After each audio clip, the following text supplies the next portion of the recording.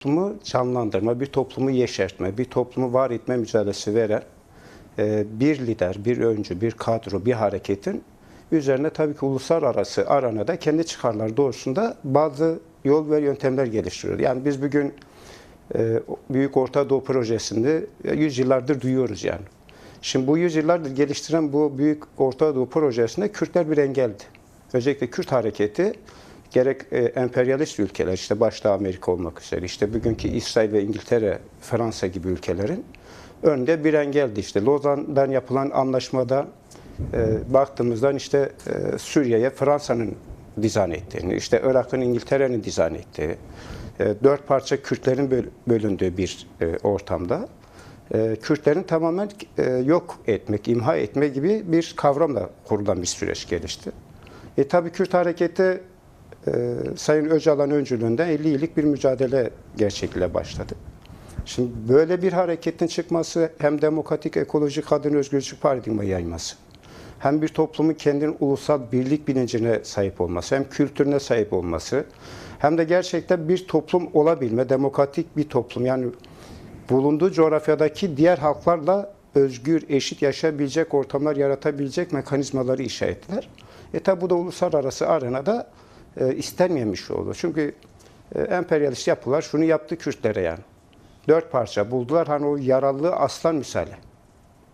Kürtleri böldüler, koydular bir yerlere, her bir bölgeye. İşte zamanı geldiğinde çıkarları doğrultusunda işte yaralarını kaşıyıp ortalığı bir şekilde farklı bir evreme çevirmek istediler. Yani bir kullanmak istediler. Kendi çıkarlarını, kendi şeylerini. Ama Sayın Öcalan yani Kürt tarihinde mesela hep şunu derdir. Kürtler savaşta hep kazanmıştır. Savaş aklı çok güçlüdür.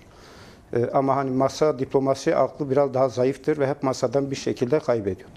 Ama son 50 yılda Sayın Öcalan'ın ortaya koyduğu perspektifle artık dünya ve işte Orta Doğu'daki ülkelerde şunu çok net gördüler. Yani Kürtler artık diplomasiyi de yürütebilen, masada da kazanabilen, perspektif sunabilen, yol yöntem çıkarabilen bir hareketin öncülüğünü yapabildiğini gördüler.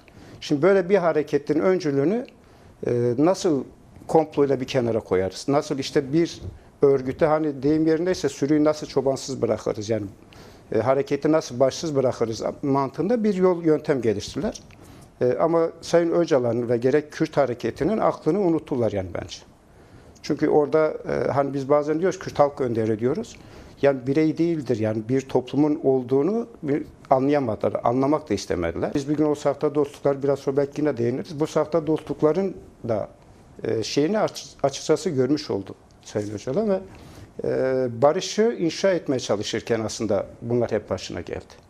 Yani savaşı tercih etmiş olsaydı, birilerinin jandarmalık görevini yapmış olsaydı belki bir gün böyle olmayacaktı. Belki böyle bir kompla tabi tutulmayacaktı. Belki statü farklı olacaktı. Ama Sayın Öcalan ve Kürt hareketi başında beri şunu söylüyor. Biz insan yaşamını, hatta her canlı yaşamını ön planda tutuyoruz diyorlar. Şimdi yaşamı ön planda tutan bir hareketin savaşı tercih etme şansı yok zaten. Savaşa hizmet eden hiçbir devlet, hiçbir ülke, hiçbir yapıyla da yol yürüme şansı yok. Yürümez yani. Çünkü bunlar seni istediği yerde bırakırlar yani. Çıkarlar bittiği yerde bırakırlar yani. O anlamda Kürtler arasında gerçekten bir kara gündür. Yani ben çok böyle o 9 Ekim'den 15 Şubat arasında çok anlatmama gerek yok. Hep herkes az çok biliyor. İhanetin boyutlarını da biliyorlar. Neler yapılmak istediğini de aslında toplum çok iyi biliyor. Ama günün sonucunda hele daha Öcalan'ın Orta Doğu'da bir umut olduğunu, başta Orta Doğu'dan bir umut olduğunu ve Orta Doğu'daki halkların birlikte nasıl yaşayacağı iradesine sahip olduğunu herkes görmüş oldu. Ya tabii aslında baktığımızda bir sonrası, bir öncesi, şu bugünkü mevcutlu biraz kıyasladığımızda çok şey değişti açıkçası.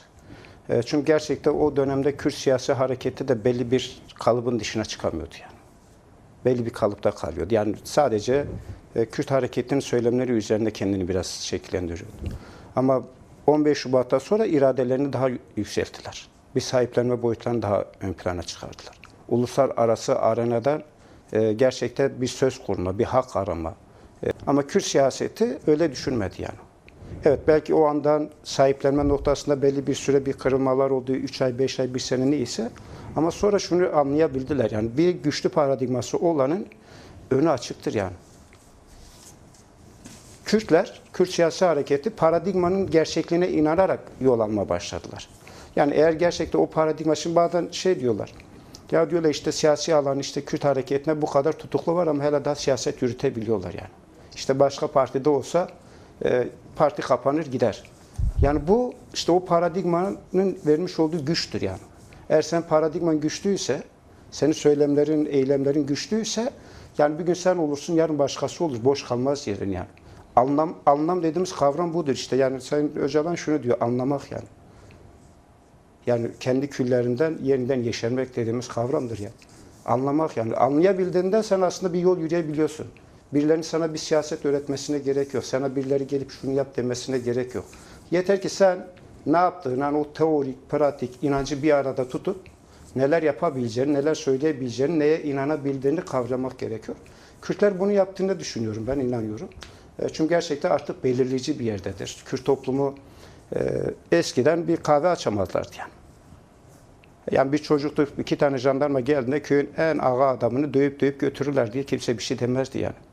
Ama bugün Kürtler özellikle Türkiye'den, işte Orta Doğu'nda, işte Irak'ında, Suriye'sinden artık şekillendiriyorlar yani. Kürtlerin paradigmayı anladığını düşünüyorum. Siyasetten de güçlü olmasının etkinliği bu olduğunu düşünüyorum. Evet. Değerli Kılıç, dediğiniz gibi 15 Şubat ve sonrası gerçekten ciddi deneyimlere de yol açan bir süreç oldu. Bu konuyla ilgili bağlantı konuğuma da dönmek istiyorum. Değerli gazeteci Adnan Bilen de bizimle. Değerli Bilen, hoş geldiniz.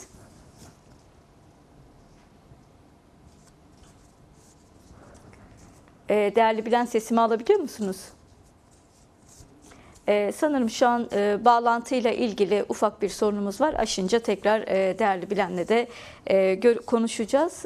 Evet, yani biraz önce aslında bahsettiğimiz gibi önemli bir deneyim bu süreç. Yani 27 senedir ciddi eylemlerle karşılanan, ciddi eylemlerle protesto edilen bir günden, bir dönemden, bir süreçten bahsediyoruz. Biraz aslında 27 sene az bir zaman değil. Yani bir genç kuşaklara aktarılan da bir mesele bu. Aynı zamanda önemli olduğuna dair tartışmalar, geniş halk toplantıları da yapılan bir gündem bu. Biraz genç nesillere nasıl aktarılıyor, bunu da belki biraz konuşabiliriz. 15 Şubat'ın karşılığının anlamını. Sizce nasıl aktarılıyor genç kuşaklara? Ya şimdi biz çocukken bizim dönemimizden işte Şeyh Said isyanlarından bahsederdi büyüklerimiz. İşte Said Rızalardan bahseder, Koşgiri'den bahseder, Alişerlerden.